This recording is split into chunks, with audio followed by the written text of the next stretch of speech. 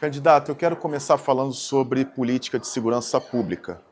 No seu plano de governo, no capítulo 2, o senhor faz menções a El Salvador e o Presídio de Segurança Máxima SECOT. O senhor fala em aplicação de direito penal do inimigo, em restrições de direitos a integrantes de facções, inversão de ônus da prova para confisco de bens. Em El Salvador, 2% da população é população carcerária. E mais de 8 mil pessoas foram presas e eram inocentes. Depois foram soltas pelo governo de El Salvador e o governo admitiu que não havia nada contra essas pessoas. Presunção de inocência é uma cláusula pétrea da nossa Constituição. Então, onde o senhor vai traçar esse limite para que o Estado não veja o cidadão como um condenado de antemão? Olha só, a primeira coisa para a gente esclarecer, o que eu gosto de El Salvador é justamente a disposição que o Bukele teve em tratar o que é uma guerra como guerra. Guerras são guerras, e ele enfrentou isso e tornou o país dele, que era um narco-estado, num estado que hoje é orgulhoso de si, que resolveu esse problema. Mas guerra, por vezes, supõe a suspensão de direitos constitucionais, garantias Por isso que constitucionais. existe o estado de sítio, existe o estado de defesa, existe a garantia da lei da ordem. A nossa Constituição é muito precisa, isso lá prevê diversos meios de gradação. Então, quando eu falo falando da guerra, eu estou falando do intuito, da vontade por parte do Estado em fazer um enfrentamento que terá um fim. Quando eu falo de guerra sobre um assunto, olha, vamos fazer a guerra às drogas, ou a guerra contra alguma coisa. Uma guerra que é permanente não é uma guerra. É igual uma coisa endêmica, ela permanece acontecendo. Uma guerra é precisamos destruir, preciso vencer o crime. Isso é uma coisa provisória. A ideia de vencer o crime, especialmente o crime organizado, é ter um enfrentamento definitivo contra organizações que se tornaram organizações transnacionais, multibilionárias. A inspiração é essa. A vitória sobre o crime no Brasil não vai estar nos termos de El Salvador, porque o crime no Brasil é diferente de El Salvador. Então nós temos que usar outras estratégias, outras táticas contra eles. Dito isso, o modelo de direito penal do inimigo, que já foi recebido pela Constituição brasileira, porque eu posso citar inúmeros exemplos. A lei antiterrorismo no Brasil é baseada no direito penal do inimigo. A lei do abate, que permite que um avião de guerra brasileiro pegue um avião, por exemplo, com droga que está vindo de fora e que não se identifique, ele pode abater, é baseado em direito penal do inimigo. Inclusive até os GCRIMs, que, vamos dizer, aceleram o processo criminal, ele também é inspirado no direito penal do inimigo. Essa é uma doutrina muito abrangente. E a doutrina do direito penal do inimigo, ela tão mais foi recepcionada que agora passou a lei antifacção no Brasil, que é puro direito penal do inimigo. Tanto que eles fazem 70%, 80% do nosso trabalho já, a legislação que passou. E ela não é, vamos dizer, contraditória com, vamos dizer, os valores da Constituição. Muito pelo contrário, ela é passível de ser recebida. É entregar um status especial a alguém que se comporta como um ente anômalo. Esse ente anômalo existe. Por exemplo, aquilo que eu citei, um avião que entra no nosso território trazendo droga, ele está, vamos dizer, por origem, violando o espaço aéreo nacional para cometer um crime. Portanto, ele precisa ser abatido. Uma pessoa que é um terrorista, que vai jogar uma bomba na Praça da Sé, lá em São Paulo, um lugar movimentado, se eu não fizer, por exemplo, uma prisão baseada nos atos preparatórios, o que para crimes comuns não acontece, eu vou permitir que aconteça uma desgraça, portanto eu tenho que atuar. Igual um crime contra o Estado Democrático de Direito, que também é previsto. Também é direito penal do inimigo. Logo, as facções, quem for enquadrado pelo Estado, ou seja, Polícia Federal, polícias estaduais, que já fazem esse trabalho. O trabalho de identificação de membros de facções e quadrilha já existem há décadas. Então é um trabalho tranquilo, já acontece. As pessoas enquadradas nisso, elas terão uma atuação especial do Estado contra elas. Então, o confisco alargado dos bens, as prisões especiais para os membros dessas facções, os crimes são inafiançáveis, não há progressão de pena, o Estado pode acelerar o processo. Vamos dar um exemplo. Um criminoso está com uma carga de metralhadoras escondido dentro de uma casa num morro no Rio de Janeiro. Eu tenho que fazer a operação, eu vou ter que entrar naquela casa e eu tenho que sair prendendo todo mundo. Ah, mas ele ainda não... Eu tenho que sair e aprender antes de tudo. Porque ele está num processo de cometimento de crime dentro daquela comunidade. Então, este reconhecimento dá os instrumentos para que o Estado atue como guerra contra algo que é entendido como guerra pelo outro lado. Dito isto, o senhor é a favor da classificação de facções criminosas como grupo terroristas, como fez o presidente Donald Trump em relação ao Comando Vermelho e ao primeiro comando da capital? Essa, eu vou falar, é uma pergunta que demanda uma reflexão, porque ela é para um candidato perigosa. Como brasileiro e como estrategista no tema, e eu como presidente da República tenho que lidar com isso pouca diferença me faz para derrotar o crime organizado. Isso tem um efeito de marketing, tipo, o mundo reconheceu o problema e os brasileiros vão falar mais do problema. Beleza, tem um efeito. Agora também tem um efeito de entregar aos Estados Unidos da América poder, por exemplo, para que eles possam sancionar empresas brasileiras que eles consideram que tenham relações com essas facções. Então eles podem estabelecer, por exemplo, que, sei lá, um distribuidor de combustível, o Brasil vende etanol para os Estados Unidos. Ah, esses caras tiveram uma relação com o distribuidor de combustível, tinha relação com o PCC, logo esses caras estão crime organizado, logo não vai operar aqui com os Estados Unidos. No fundo é sobre concentração de poder da parte deles. Porque quem vai destruir o crime não são eles. Somos nós, mas muita gente ficou comemorando nas redes sociais. Eu tenho que ser cuidadoso, porque a pessoa que está comemorando acredita no mesmo que eu acredito. Ela só está iludida um pouco com a capacidade do Trump ser amigo da gente aqui na América do Sul. Candidato, queria explorar agora a sua relação em eventual governo com o Congresso. O senhor tem propostas de reformas amplas, como reforma administrativa, reforma da Previdência, inclusive uma PEC da transição, como fez lá o presidente eleito na época, Lula, quando ganhou a eleição. O senhor também tem uma proposta basicamente nesse sentido para mudar a questão fiscal. Como é que o senhor pretende fazer isso com uma base reduzida, né? Hoje o Missão é um partido pequeno e, claro, sabendo do tamanho do problema que é um presidente hoje lidar com as emendas parlamentares? Eu até falei hoje aqui no evento, eu vou nessa linha. Eu não vou negar compor governo. Eu vou entender que o Brasil é um regime semi-parlamentarista e eu vou convidar partidos para formarem maioria comigo, mediante resoluções dos seus partidos vinculantes às suas bancadas para que votem na agenda que venceu as urnas. Como eu fui muito claro na agenda que venceu as eleições, está claro, eu publiquei um livro, eu dou entrevista para vocês, sempre está do Ministério da Fazenda, o ministro da Fazenda indicado para falar sobre economia, para falar sobre segurança. Eu tenho, portanto, a posição moral de cobrar os presidentes dos partidos. Está aqui a agenda que venceu. Essa agenda venceu nas urnas. Faça, então, uma resolução vinculante à sua bancada e venha compor governo. Indique-me nomes sérios e técnicos e ilibados para compor governo. Primeira parte. Segunda parte. Nós vamos alterar a dinâmica das emendas. A dinâmica das emendas não pode ser mais vinculada ao aumento da receita. A dinâmica das emendas tem que ser vinculada necessariamente à quantidade de espaço discricionário é aberta no orçamento mediante redução de despesas obrigatórias.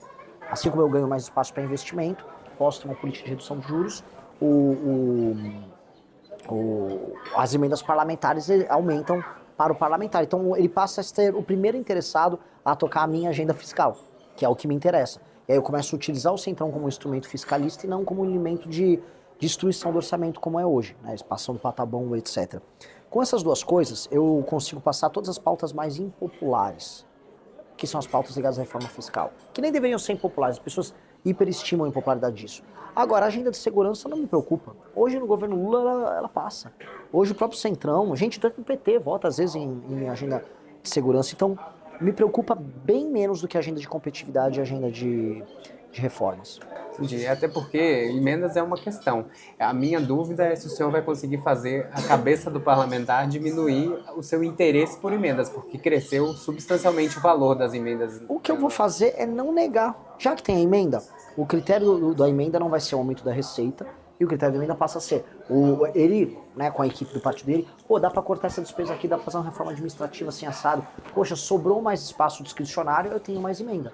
Isso torna o parlamentar um elemento de fiscalização do orçamento e não de destruição. Então isso funciona. E aí vem uma segunda coisa, que é disciplinar o uso da emenda. Porque muitos querem emenda porque, né, ninguém é de ferro, eles querem roubar. A gente sabe disso. E o Flávio Dino tá com todo mundo ali na mão.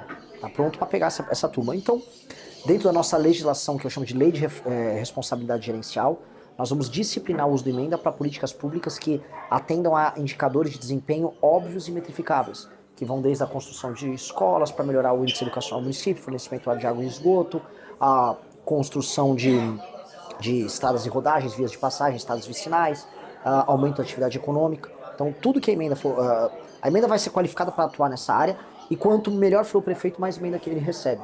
E aí o deputado, então, passa a ter que repassar as emendas, para políticas que funcionam, e 2, para municípios que estejam executando bem essas políticas. Aí a emenda deixa de ser um problema. Hoje ela é um problema. O seu plano de governo, ele me surpreendeu na área econômica. O senhor faz referências a Javier Milei, presidente da Argentina, que é ultraliberal. Mas o senhor, no seu plano, fala que não é solução privatizar todas as empresas. Quais empresas o senhor, caso for eleito presidente, pretende privatizar? Petrobras, por exemplo? Jamais. Por que não? Porque é estratégico. E nós estamos num mundo em guerra. Um mundo em guerra em que recursos naturais eles serão utilizados como ferramenta de guerra. Eu vou dar um exemplo. O conflito que os Estados Unidos patrocina contra da Rússia com a Ucrânia, ele apoia a Ucrânia, é um elemento que aumenta o preço do barril do petróleo, porque a Rússia é um fornecedor internacional. O conflito que houve agora no Irã tem esse mesmo papel de impactar no preço do petróleo. Mesma coisa o controle que ele quer ter sobre as reservas da Venezuela. O que os Estados Unidos estão sinalizando com isso? Eles jogam uma pressão inflacionária na China, que é bom para eles são autossuficientes em termos de energia, e do outro lado também reforçam os seus estoques, como eles fizeram na Venezuela. Aí a gente vai falar, não, vou vender a Petrobras. Vou vender, vou permitir que outras nações façam as nossas políticas de energia. Isso é uma loucura. É igual vou terceirizar aqui minhas forças armadas. A gente não pode fazer isso, é uma questão estratégica. Agora, vamos trazer empresas para participarem do refino? Vamos trazer iniciativa privada para aumentar o share, por exemplo, na extração? Vamos. Distribuição, vamos abrir mais o mercado? Vamos. Agora, reservas, política, inteligência, formulação de preços em alguns momentos, formulação de estoques estratégicos, é necessário, porque aí não é mais o campo econômico, é geopolítico. É muito diferente dos Correios. Vamos vender os Correios. Vamos privatizar os Correios. Agora, é diferente da Embrapa, porque a alimentação e investimento em tecnologia numa área que o Brasil é ponta, a Embrapa é muito estratégica. Temos que reverter o sucateamento que a Embrapa teve. Aí, mas não parece hiperliberal. Eu não sou hiperliberal. Não sou. Talvez já tenha sido mais no passado, mas a gente vai amadurecendo e vai entendendo elementos políticos que interferem nisso. Então vou inverter a minha pergunta. O senhor fala sobre terras raras no seu programa de governo. A gente ainda não tem uma empresa estatal. Como se trata de recursos naturais estratégicos, o senhor é favorável à criação de uma estatal para gerir as terras raras do subsolo brasileiro? Não é necessário criar estatal. Em especial não é necessário criar uma estatal neste governo.